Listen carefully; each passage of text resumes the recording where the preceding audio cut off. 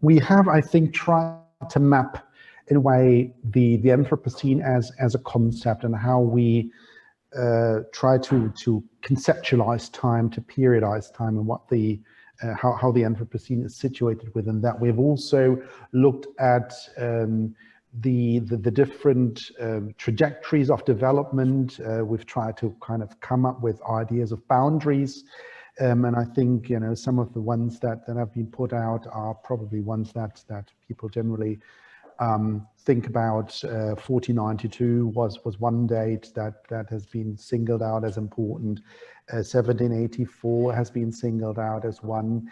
I also think that depending on what our disciplinary focus is, probably we look at different things, and we might look at, indeed, as Mark has explained to us, when, you know, the stratigraphic record really changes in a way that can be recognized as significant, but, you know, we can obviously, people working in history and the humanities might have a bit more of a flexible concept, and might look at what, to Mark, are probably antecedents of what you are observing and where you're placing the boundary.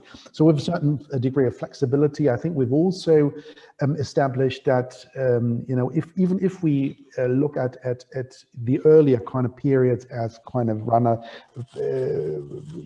you might say prehistories of the Anthropocene, we get very uneven processes. So it's not happening everywhere at the same time. And this has to do, I think, to a degree, although I think, Liz, I take your criticism completely on board when it comes to, you know, it's not just the West going out and spreading now, you know, where people used to say, you know, they were spreading progress or modernization or civilization, and now they're spreading really something that's really destructive, right? But the narrative is essentially the same, and I take that on board. But I think we have different kinds of trajectories, and also I think this is what Joanna has reminded us of, is that we're talking really about different differentials of power that play a role, and that are partly to do with you know, the way that capitalism is organized at the moment. It is probably also has to do with, you know, how consumer society is organized, who's got the power in these societies and who hasn't. And we haven't even talked about really marginalized groups that are threatened by you know, the environmental degradation, and maybe that's something that we might bear in mind as well in what follows. So basically, I think what we've also talked about is that indeed we get to a kind of history, a kind of understanding of the past that challenges the idea of progressive improvement. Yeah, what I've called the Whig, was, you know, a kind of Whig interpretation of history in environmental terms. That's been challenged now. But the question really is, in terms of the Anthropocene, and I think this might be the starting point, what does the Anthropocene as a concept, what does it tell us about the future? And I think I wanted to start with Liz this time round, because I think you were the one who brought the idea up of the Anthropocene kind of challenging our understanding of how the past, the present, and the future connect. And I was wondering if you could elaborate on that a little bit more. In what ways is this challenge taking place, and what can we take out of that challenge in order to address the situation that we are currently in? How does the concept of the Anthropocene help us in making the world kind of a more habitable place in the long run? I think this is what all these discussions are ultimately about. Yeah, well, I mean, I probably have less to say about this than the others, given that historians are supposed to be totally allergic about speculating like this. But yes, just Joanna had mentioned the idea that the Anthropocene in and of itself doesn't contain solutions.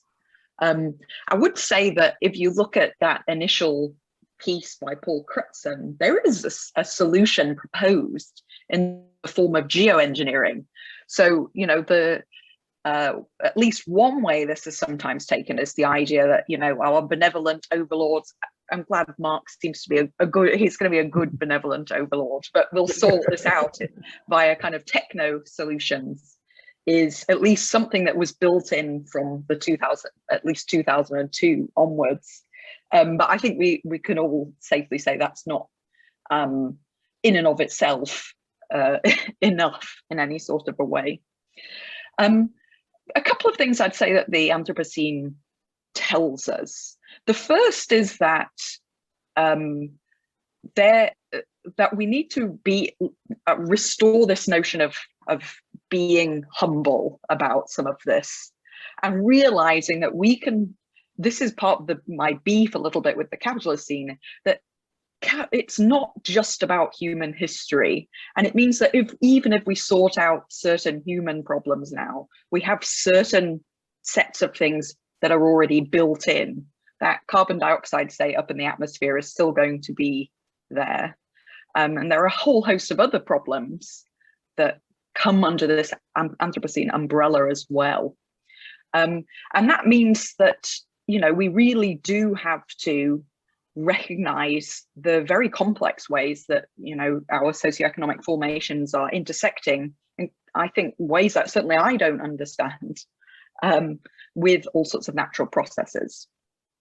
And that brings me on to the second thing that I think that the concept suggests, that there really is no easy going back to the Holocene. This is no longer just about mitigation.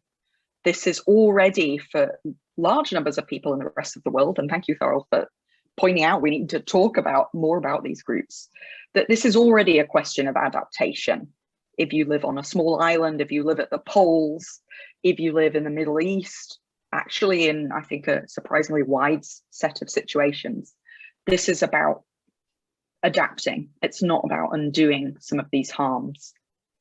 I mean, I'm tempted to leave it there, because I, you know, being historically minded and a bit wussy about how we might solve some of these problems, I might chip in a little bit later, because I do have thoughts, say, on energy sources, which I can see is coming up as a bit of a theme. The one thing I would say is that I think we can fall into the trap of looking out to 2050 or 2060 or even further afield with the world of dystopian novels. And that is not terribly helpful, I think.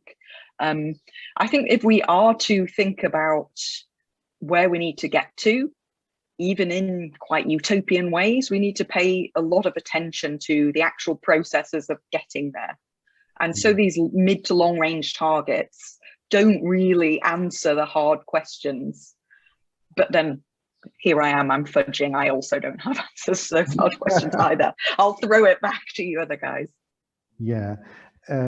Yes, I think I've seen Mark nodding, and you might find yourself in the same situation, the same position as Liz, as somebody who looks back rather than forward, or would you say that from your work and also in the position? Thorolf, we can't hear you very well. Sorry. I thought I had, sorry, you can't hear. It's better. You can't just hear me very well. You couldn't hear me at all, I think. So I was saying that Mark, you know, might find himself in the same situation as Liz, being you know, a geologist looking back at the stratigraphic record. But I was wondering whether in his position as member of a multidisciplinary work group, you might have any ideas to offer on where this is going. Is that part of your work? Is that part of the discussions you're involved with? And what would those solutions be? So there's a strong tradition in geology of actually looking forwards as well as looking backwards, and of using the deep time geological record to actually interpret the path of the future. So I already talked about how climate modelers will look at the Pliocene or the Eocene epochs in deep time as potential models for late 21st century climate. The same to some degree also pertains to the Anthropocene. So I'm completely with Liz on this, that geotechnical or technological solutions will not be the answer. They might be part of the answer. They might also be part of the problem. And a good example of that is the way that electric cars are being peddled to you and I and everybody else at present as a panacea solution to CO2 into the atmosphere. Of course, they're not, because they'll also use large amounts of materials, so they will damage ocean ecosystems. And actually, it's another contrivance to flog more stuff to you. Really, fundamentally, that's what it is. So the technology can be part of the solution, but only if it's embedded in a much greater structural change to society. And that involves all of us, especially those of us in very wealthy, affluent countries, actually fundamentally changing our behavior. And those two have to act in tandem together. And the reason that geology also has something to say here is that as a historian of the biosphere over long time frames, so I look at the evolution of the biosphere over hundreds of millions of years. And that also enables me to look at components of the biosphere that are sustainable, that are able to sustain themselves. And that can actually be quite useful and instructive in thinking about the way that we need to structure ecosystems going forward. As Liz has already said, we have fundamentally changed the Earth system. There is absolutely no going back to the Holocene. It would be impossible. We have something like 95% of the Earth's surface has some human impact on it. And for about 70% of the Earth's surface, the terrestrial surface, that's really fundamental impact. And uniquely for any species that I can think of in 4 billion years of biosphere evolution, humans not only dominate the terrestrial sphere, we also dominate the marine sphere. That's completely unique. And there are a whole series of parameters of the way that humans interact with the Earth system, particularly with the biosphere, that are utterly unique from any perspective in deep time. And that's already fundamentally changed the system. So going forwards, there's a physical signal of that in the geological record that's clear to see. It may evolve, of course, because if we carry on with the business as usual scenario, we will definitely precipitate a mass extinction within a couple of centuries. We're in the midst of that already in terms of extinction rates. And that, of course, will leave a clear manifestation in the fossil record also. It already is to some degree. Of course, again, as a geologist, I've got some gift of hindsight here, because I can look at past major events in the biosphere and look at the patterns of the ways in which organisms survived or recovered. And that can be instructive in the way in which we think about how we build societies and how we behave going forwards. I'm sure Joanna's going to talk about this in a much broader way than I ever can. But if I can just, maybe the final thing is, I found myself going to meetings and talking about the Anthropocene and talking about the human impact as extremely destructive to the planet. And I found that I was actually depressing myself at the end of my own talks. So I don't know what I was doing to the audience. And so I've turned my work around very fundamentally over the past few years to look at the way in which there may be solutions. And those solutions lie in trying to build more mutualistic relationships between humans and the rest of the Earth system, and not seeing ourselves as this dominating entity, but seeing ourselves as a component of a much larger system. And I hope we might have a chance to talk about this in a bit more detail, but there are ways forward that each of us can help to adapt to this as individuals, from the level of individual utilities and homes to scaling this to a much larger structures like whole cities. Again, the geological record does provide some insights into how we might go forward in a much more benevolent way with the Earth system. So there is hope. Okay, brilliant. I think this ties in, I think, with a lot that I think I know from Joanna's work that she's interested in. And so the question now really goes to you. And I think I want to start with this idea of, I think this is one of the things that I took out of your book, these issues where, greenwashing takes place, and we're just, with the example of electric cars, this whole kind of reflection on the environment and on the environmental crisis becomes just one new way of basically selling products to consumers. And maybe that's a starting point out of a critique of that. if we understand that these are mechanisms where, you know, the old systems are addressing us in new ways and with new messages, but it's still kind of the same old stuff. How can we then kind of address these concerns? Yeah, both at a kind of an aggregate level, a societal level, but also at the individual level. Maybe that's a starting point. Okay. I mean, you need to unmute yourself. Sorry. Oh, sorry. Thank you. And thank you also, Mark, for ending on that note. I find it very exciting when physical scientists actually come around to recognizing the value of things like mutual relationships and things that, you know, the environmental movement has pushed forward for decades. And now there is this real, you know, other very major physical scientists who have also been significant in the Anthropocene development, like Simon Lewis and Mark Maslin. They've also been talking very much about this much more fundamental shift across. It's not just science. It's social sciences and the humanities. It's this complex social technological system that needs to, you know, where we need shifts in all of these spheres. And so, you know, the way that my starting point for that is an ecological praxis that is based on the insights of ecology, as that has become more of a science that is more dominant. Not, you know, there's been sciences that have been more privileged or in a more sort of had higher status over time. But I think that ecology is one of the spaces that really gives us a lot of ideas that we need to reckon with, because we have a legacy of just dismissing it. Like we've dismissed the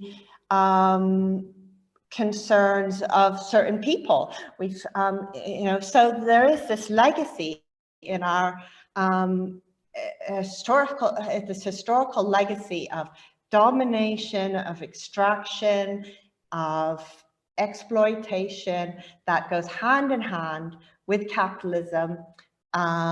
You know, but it's not just capitalism. It's a mode of understanding our place in the world that has made capitalism possible and permeates like practically everything. And so this movement to a more I'll use Mark's words, mutualistic understanding is the sort of basis of this ecological praxis, that which will create quite fundamental imperatives for the various sorts of, like, for engineering, for design, for all of, you know, the way that we plan our cities and the way that we decide that we're going to live.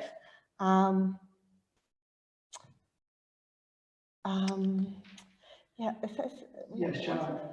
Maybe let me just ask a follow-up question, and I think it kind of tries to tie a few loose ends together.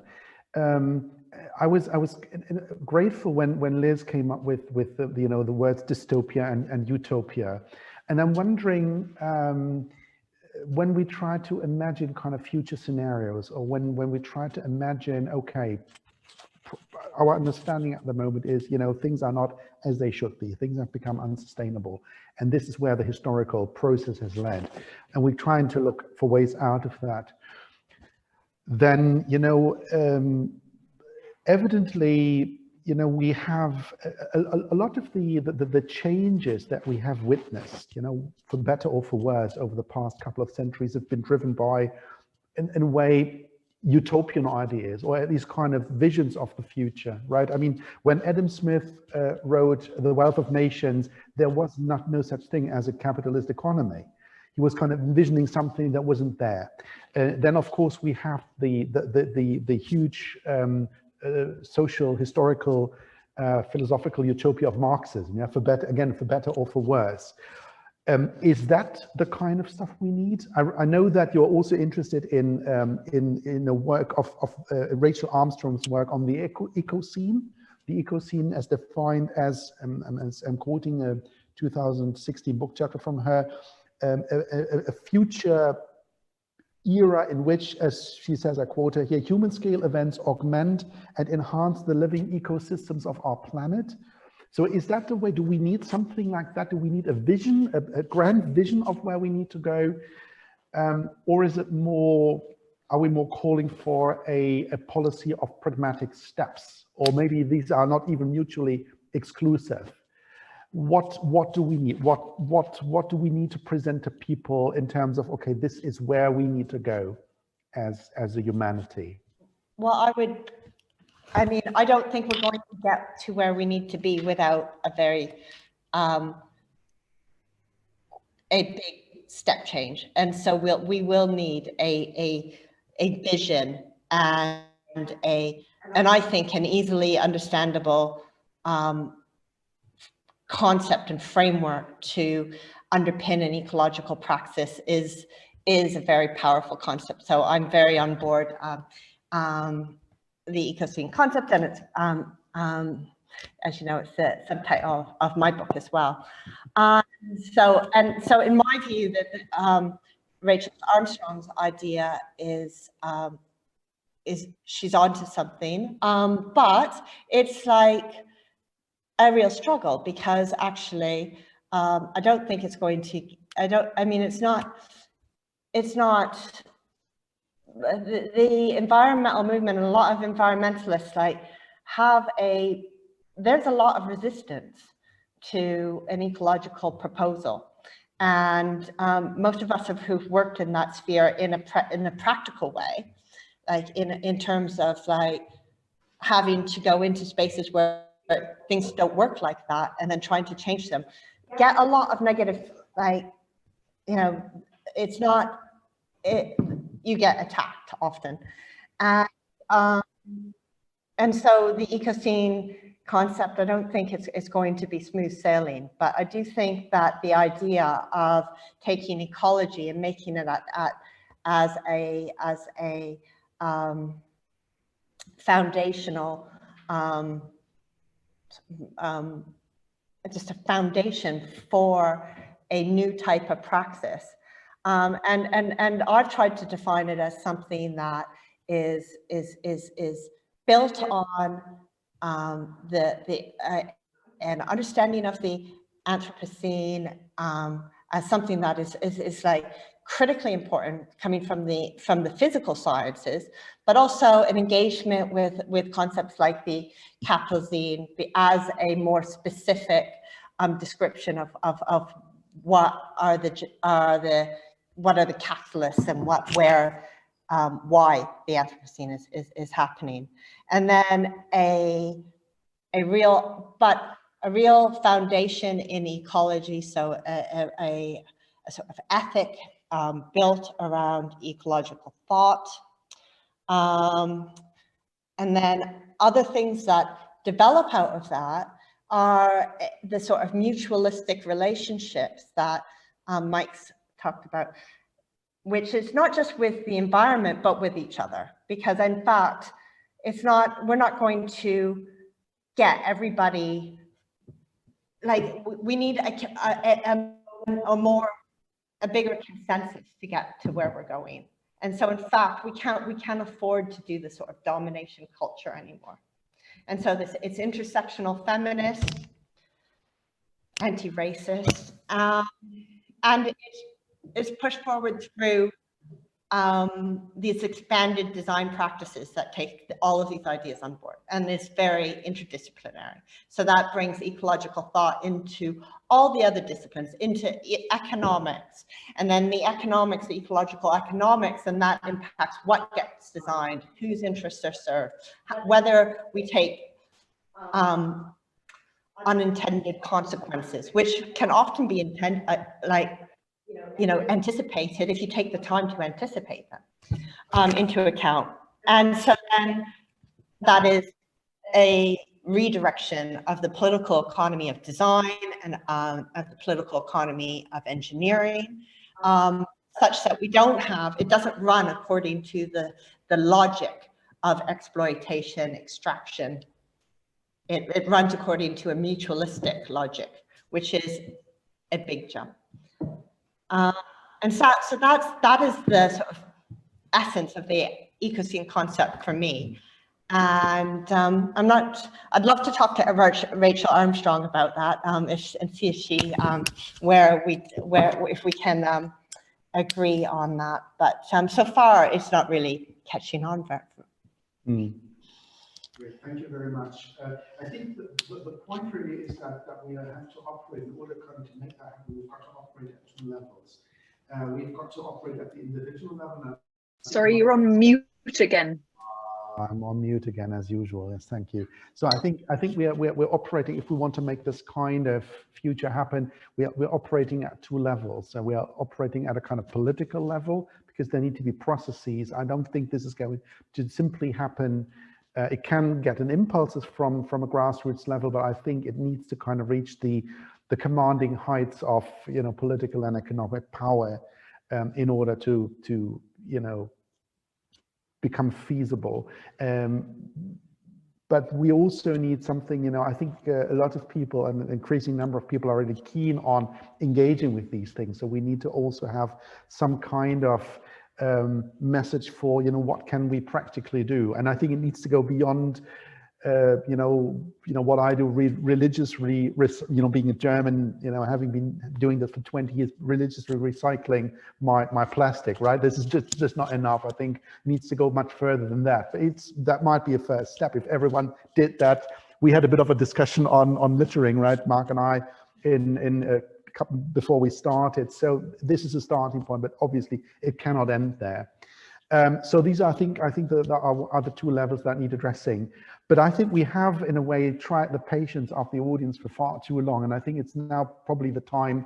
We roughly have half an hour to take questions to our three discussions, and just to see maybe Ariana, because I haven't been following the chat. You might give us a bit of an update of what happened there.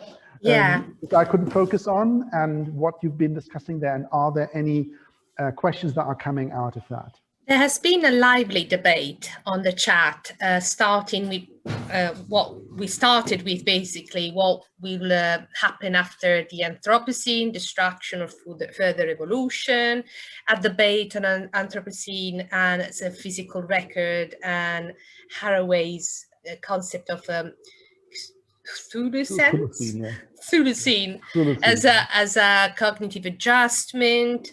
There was an interesting question to Lise, which perhaps she's partially addressed. Does technosphere relate to Capitalocene? That was one of the questions. And then there was a very lively debate on the role of energy, because Alex, in one of the moments of the debate, Alex Zagoskin mentioned the noosphere and the vision of humanity as a geological force, and the geological influence of humanity that is determined by energy control and nuclear power.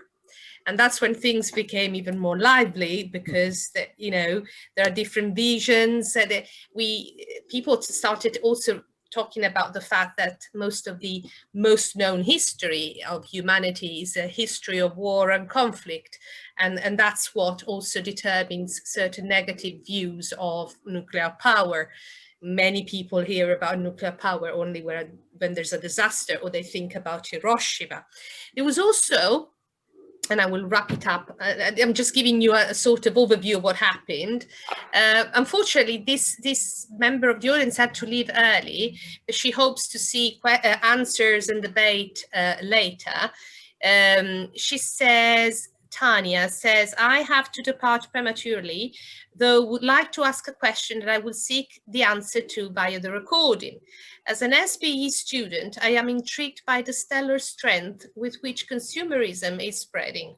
As more individuals are empowered, rising affluence contributes to the strength of this movement. Thus, my questions to you are, 1, do you believe this is a key proponent in the development of the Anthropocene?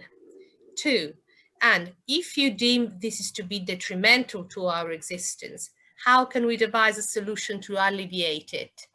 So perhaps this question is the best way to wrap up a little bit what's been going on in terms of debate.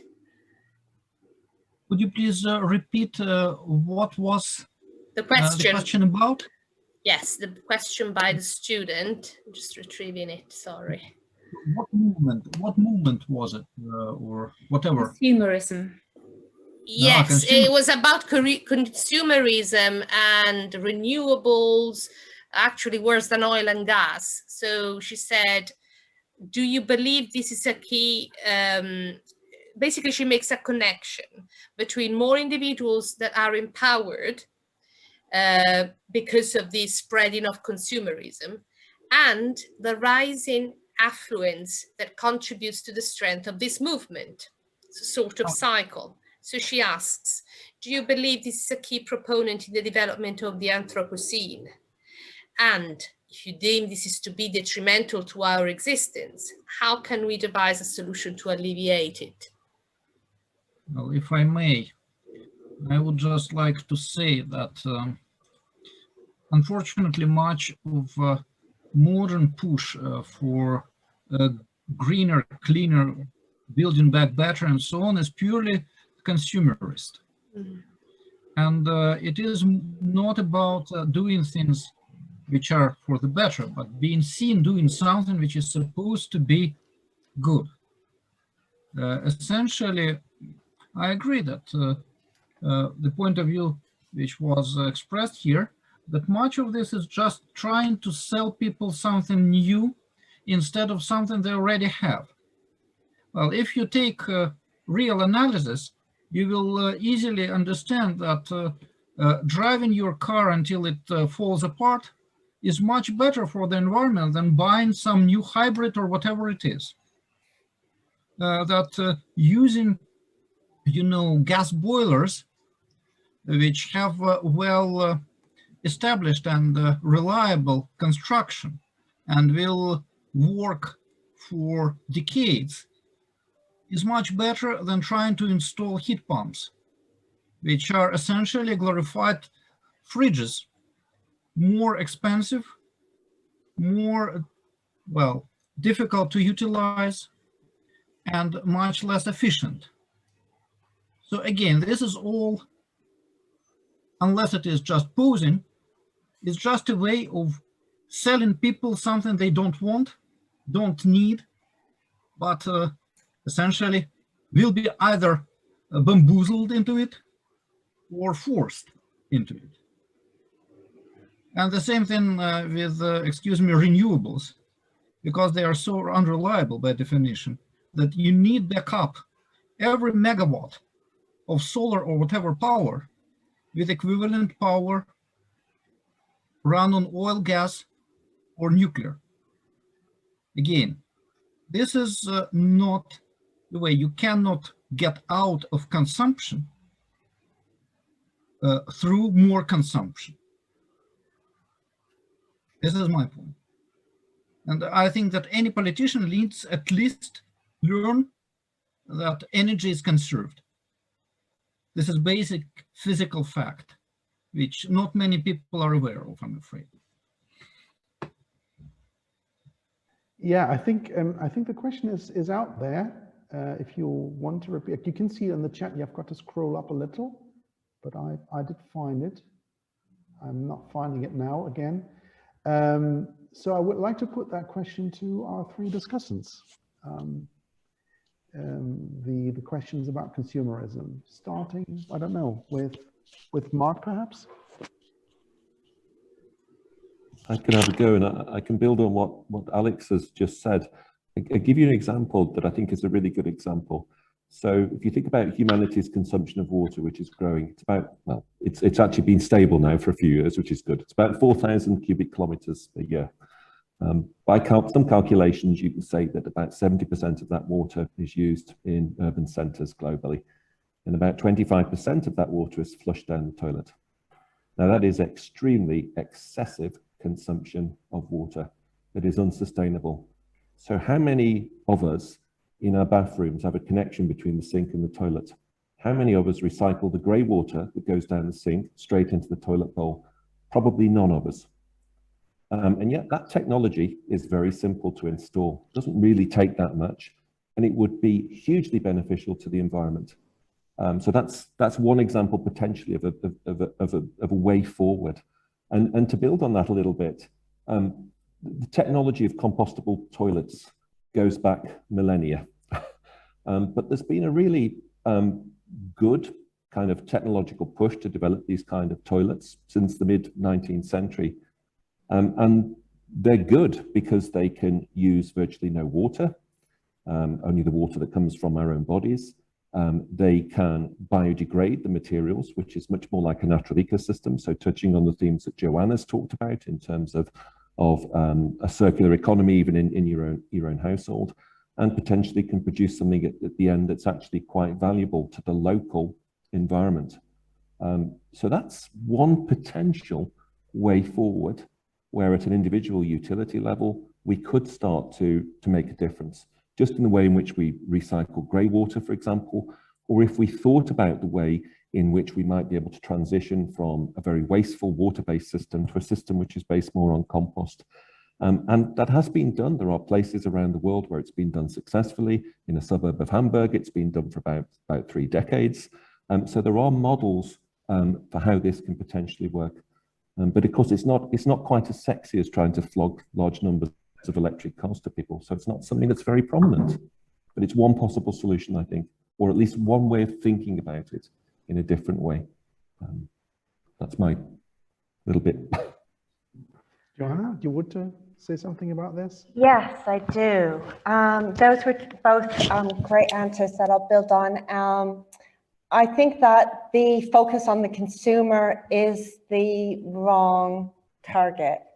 It's the production of consumption that is where we need to focus our attention rather than the consumer themselves. Although individuals definitely have a role, and I think that there's quite nasty spats on Twitter where people who focus exclusively on systems and modes of production seem to think that individuals don't have a role, but individuals and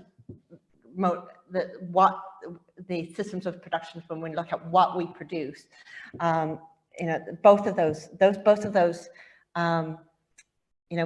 people need to change, as well as the changes in what the offers are. But at the moment, many of us don't have the option to live truly sustainable lives. So there's only a limited number of ways that we can get from the house to our workplace and from heat our homes, and considering how much we earn and all of this stuff. And individuals also don't have access to, normally don't have the time to make all of those decisions, or the technical ability to understand the various implications of all of the different things that they need to live their lives. So it needs to, those types of the sort of infrastructure changes need to happen on like up the chain, like where the things are produced by designers and by the businesses and the that exist within, and the economic frameworks that determine how those businesses are organized and who is going to. So it's very much like this working on different spheres. But I want to say something in response to, because I think that energy analysis is really critical when we think about the systems change, and to think about how we could live in, how we could put less fossil fuels, greenhouse gases in the atmosphere, and change just the infrastructure that we need. We need to we need that sort of understanding of the role that energy plays,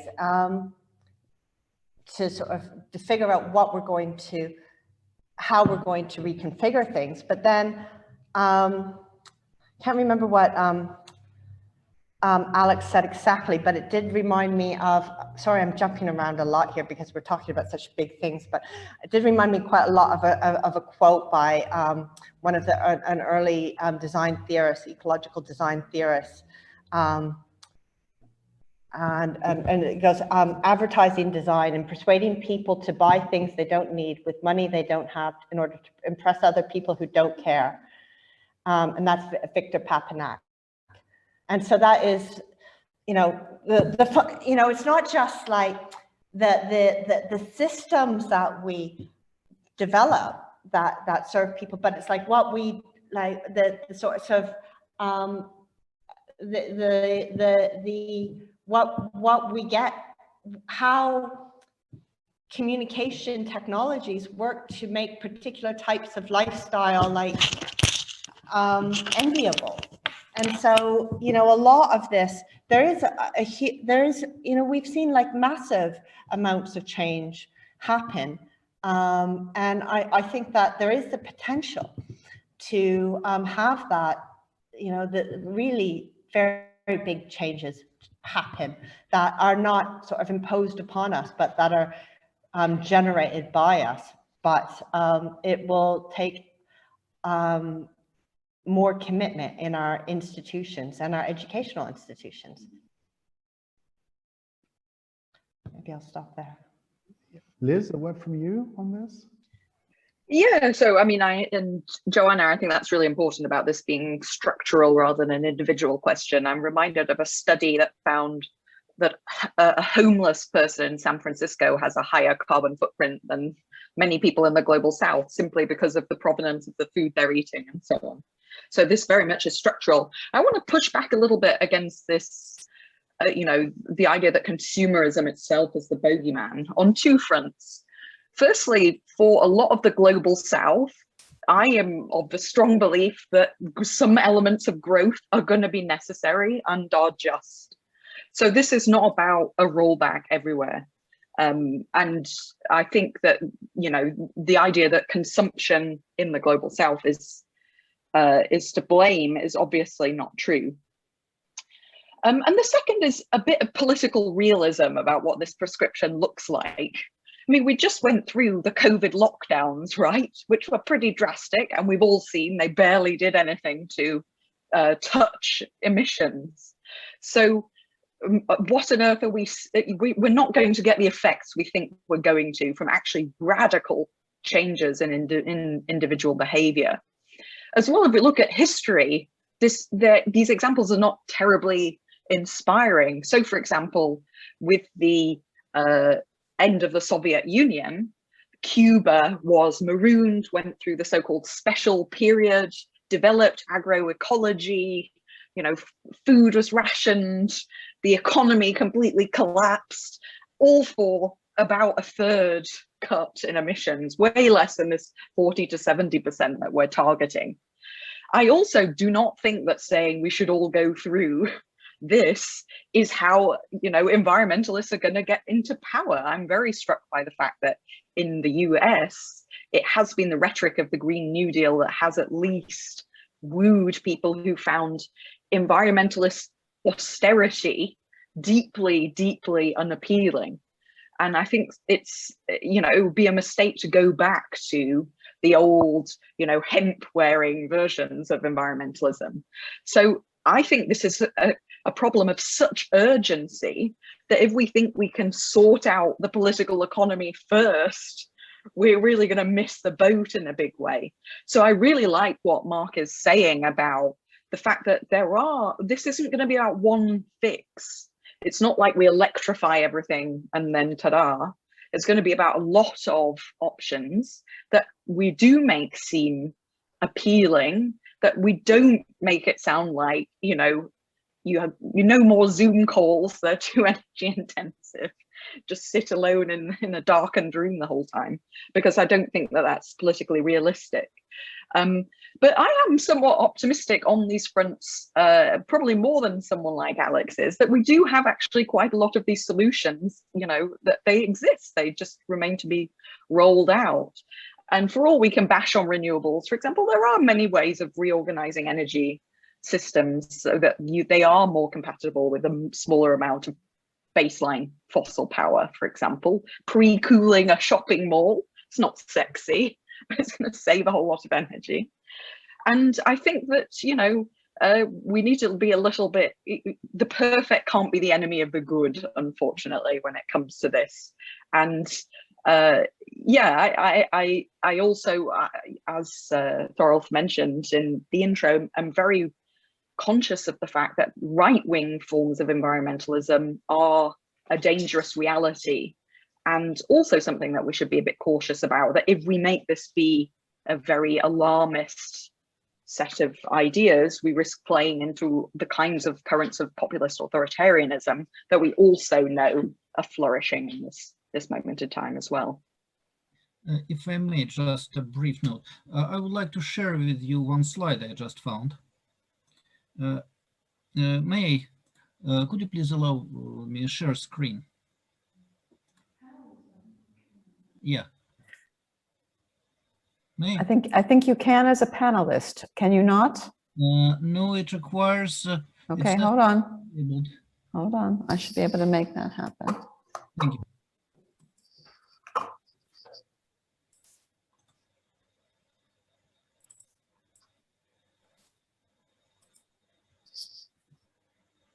Try now, Alex. Yes, now I think I can. Can you see it? No?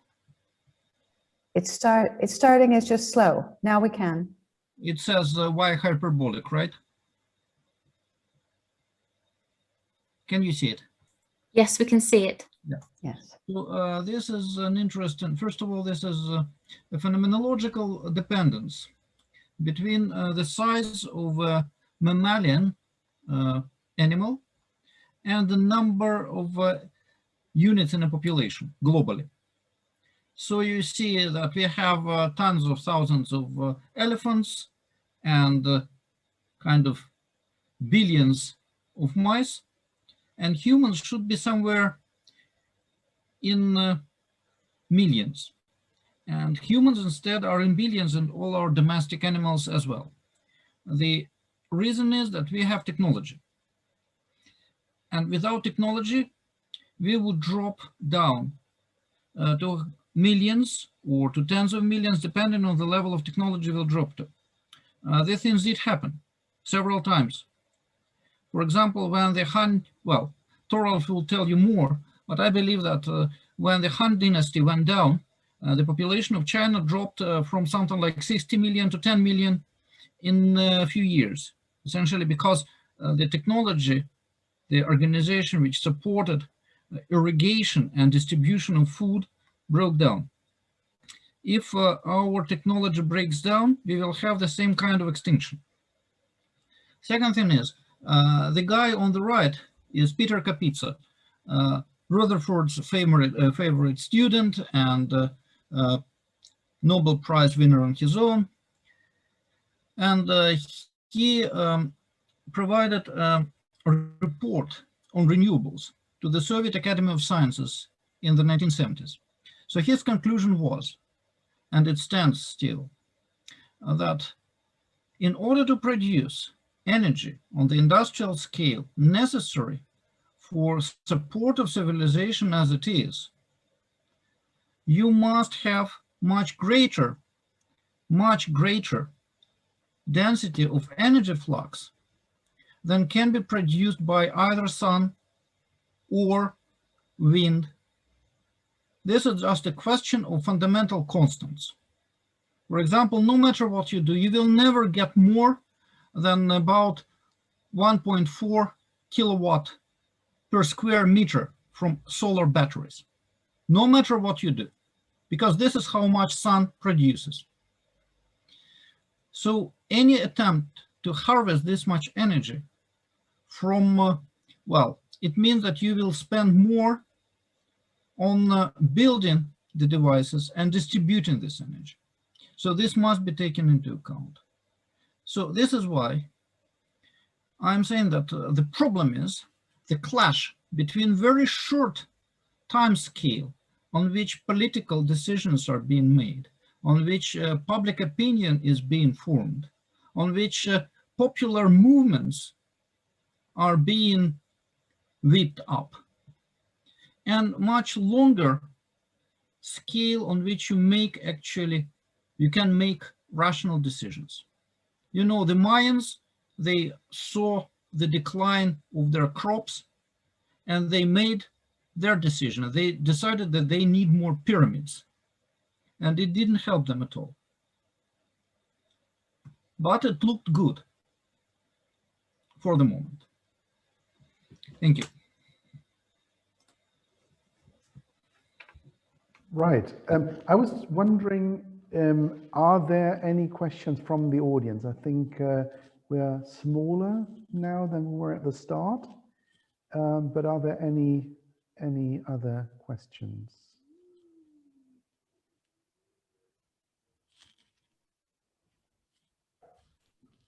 Can't see that anything is coming out of the chat at the moment. Can I ask a question? I was when we talked about consumerism and the rise of consumerism, as you know from Tanya's question, I'm wondering. I mean, when we look at the situation in the UK at the moment, and you know how poverty is spreading, how many more people rely on food banks, how many more pupils rely on free school meals. Are we actually still, I mean, is consumerism still on the rise? And, you know, the question is, where is it on the rise? It might be on the rise in the global south. Is it still on the rise in what we call the affluent West, but which is in parts, I think, not so affluent as it was a couple of decades ago? And how does that then potentially change our image? I mean, I'm mindful of what you said, Liz, about the San Francisco homeless person's carbon footprint, but I'm still wondering about you know, the future in a way of consumerism in our own societies. Any ideas on that? Just very briefly, all I would say is I think that there's an enormous generational gap opening up, both in terms of wealth and in political polarization on both sides of the Atlantic. The older generation tends to be much more hostile to environmental action, and indeed much more right-wing generally, and also is sitting pretty in nice houses. Can you tell I'm a renter? You know, sitting pretty in big houses with lots of nice things in. So I do think that this is an interesting fissure. We don't have really, I don't really see this necessarily becoming something like an explicit politics of generation, but I suppose there is that option. I can pick that up. I agree there's unfortunately quite a massive generational divide, and probably it's going to, I mean, it seems to me my students are very forgiving of older generations. Maybe that's because I haven't started paying off their university fees yet. But you know, there are certainly a few generations that got very cheap energy and were able to build their lives and get their homes in a situation of relative plenty in this country and in America at least. And other generations will pay the consequences, the ecological consequences for the way in which fossil fuels were used over the last 50 years. And so you do have this political polarization in this country. around that. I think that somebody in Leicester is actually doing some interesting work on that in Generation Left, I think. By anyhow, so because as we know, the Corbyn phenomena was very much supported by the young, you know, that they have got to be more ecologically aware. A lot of them have had that education where maybe the grandparents never got it in their education, but they're going to be you know, they're going to be dealing with consequences over the course of their lives. So they want to know what they're going to have to do. I mean, my students are very thirsty for it. I think that we haven't. But you know, we still don't have the sort of structures to really give them what they need. Although, in terms of, you know, making the transitions possible, but certainly there's more drive in that generation to, well, also perhaps they're being forced to have that. That drive. I can't even remember what the question was. I don't know. Yes, and I think that's, yeah, no. I just wanted to come back and build on what's been said before, and maybe partly answer Alex also.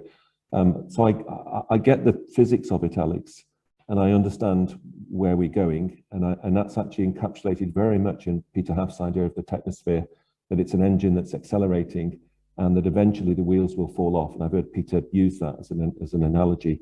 But I think there are processes we've talked about, Joanna's talked about, Liz has talked about, I've talked about, that can slow the engine down and can buy us some time to restructure and reconfigure society so that potentially the wheels won't fall off, or the wheels might stay on the car for some time longer. And I think that's really important. And the very final point I wanted to make is that the Maya did not really go extinct because of their own actions.